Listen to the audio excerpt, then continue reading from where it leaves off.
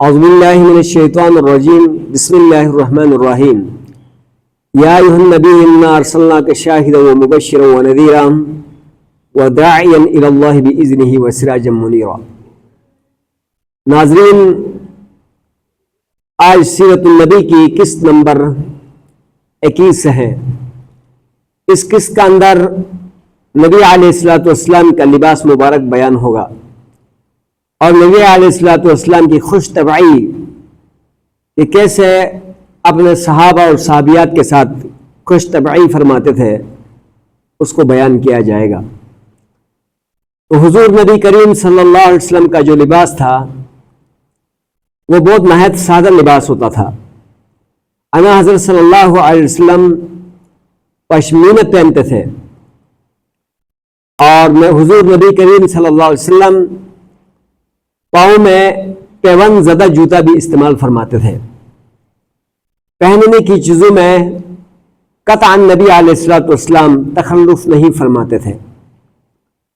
سب سے بہتر کپڑا حضور صلی اللہ علیہ وسلم کا ایک کرتا تھا۔ جس وقت نیا کپڑا استعمال فرماتے تھے نبی علیہ السلام تو یہ دعا پڑھتے تھے اور دعا میں یوں فرماتے تھے: اللہم لک الحمد انت کسوتنیہ اسألک خیرہ وخیر ما صنع لہ واعوذ بک من شرہ وشر ما صنع لہ صنع لہ۔ اس کا ترجمہ یہ ہے کہ اے اللہ، تمام تعریفیں آپ کی ہیں، آپ نے مجھے اس کو پہنایا ہے اور میں آپ سے اس کپڑے کی خیر کا سوال کرتا ہوں اور اس خیر کا سوال کرتا ہوں جو اس میں رکھی گئی ہے، اور میں آپ سے اس کپڑے کے شر سے پناہ مانگتا ہوں اور اس شر سے بھی پناہ مانگتا ہوں جو اس کپڑے کے لیے رکھی گئی ہے۔ اس کے علاوہ نبی کریم صلی اللہ علیہ وسلم سبز رنگ کے کپڑے کو بہت پسند فرماتے تھے۔ اس کی وجہ شاید یہی ہے کہ جنت کا رنگ بھی سبز اور زمین میں گھاس بوس درخت کا رنگ بھی سبز، تو اس لیے نبی علیہ السلام سبز لباس کو پسند فرماتے تھے اور گاہے گاہے ایک چادر کے دو کونے اپنے شانوں کے درمیان باندھ کر نماز ادا فرماتے تھے، اور دستار مبارک کا اس ایک سرا جس کو شملہ کہتے ہیں دونوں شانوں کے درمیان میں چھوڑ کر سر مبارک پر امامہ باندھتے تھے۔ جمعے کے دن داڑھی دار سرخ چادر اوڑھتے تھے اور دانے ہاتھ کی انگلی میں چاندی کی انگوٹھی تھی جس پر محمد رسول اللہ لکھا ہوا تھا اور وہ پہنتے تھے اور اسی سے مہر بھی لگایا کرتے تھے، اور کبھی یہ انگوٹھی بائیں ہاتھ کی چھوٹی انگلی میں بھی پہن لیتے تھے۔ خوشبو کو بہت پسند فرماتے تھے اور بدبو سے ناخوش ہوتے تھے۔ خوشبو میں گالیہ کو جو ایک مرکب خوشبو ہوتی ہے استعمال فرماتے تھے۔ غالیہ اور چند خوشبو کی ایک مرکب خوشبو ہوتی تھی، اس کو وہ پسند فرماتے تھے۔ نیز مشک خالص بھی استعمال فرمایا کرتے تھے۔ مشک جو ہرن کے ناف پر ہوتی ہے بالکل خالص، وہ بھی استعمال فرماتے تھے۔ کافور اور عود کی دھونی دیتے تھے۔ عصمت جو اعلیٰ قسم کا سرما ہے استعمال فرماتے تھے۔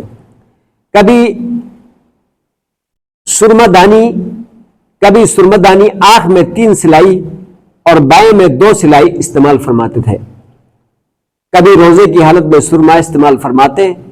روغن زیت یعنی زیتون کا جو تیل تھا چہرہ انور اور ریش مبارک پر بکثرت ملتے رہتے تھے۔ روغن زیت کا استعمال ایک روزے کے ناگے سے فرماتے تھے۔ کنگا کرنے اور جوتے پہننے، وضو کرنے، بلکہ تمام شریف کاموں میں دائیں جانب سے ابتدا کرنے کو پسند فرماتے تھے۔ آئینہ بھی دیکھتے تھے۔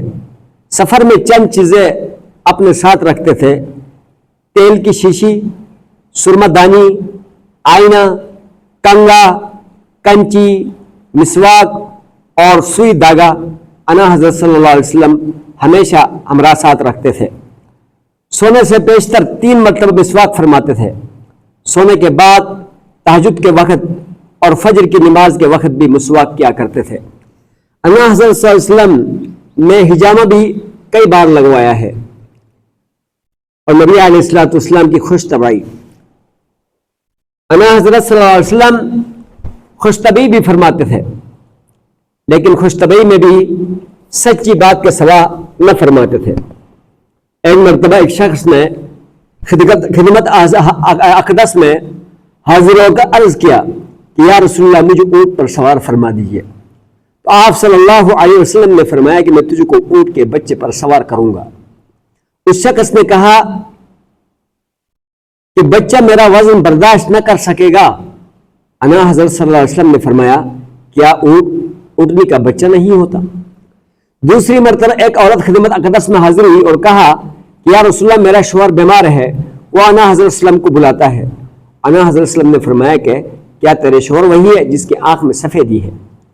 مراد آقا حضرت صلی اللہ علیہ وسلم کی اس سفیدی سے پتلی کے ارد گرد جو سفیدی تھی، اس عورت نے وہ سفیدی سمجھی کہ جس کے آنکھ پر آجانے سے بنائی جاتی رہتی ہے۔ وہ عورت واپس گئی اور اپنے شوہر کی آنکھ کھول کر دیکھنے لگی۔ اس نے شوہر سے کہا کہ مجھ کو آقا حضرت صلی اللہ علیہ وسلم نے خبر دی کہ تیری آنکھ میں سفیدی ہے۔ شوہر نے جواب دیا کہ کوئی ایسا شخص بھی ہے جس کی آنکھ میں سفیدی نہ ہو۔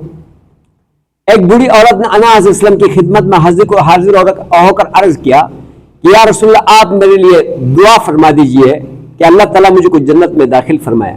آقا حضرت صلی اللہ علیہ وسلم نے فرمایا کہ کوئی بڑھیا جنت میں داخل نہیں ہوگی۔ وہ عورت روتی پیٹتی آقا حضرت صلی اللہ علیہ وسلم کی مجلس سے لوٹ کر گئی۔ آقا حضرت صلی اللہ علیہ وسلم نے لوگوں سے ارشاد فرمایا کہ اس کو خبر دے دو کہ کوئی عورت بڑھاپے کی حالت میں جنت میں داخل نہ ہوگی، بلکہ از سرنو جوان ہو جائے گی اور جوانی کی حالت میں جنت میں بہشت میں داخل ہوگی۔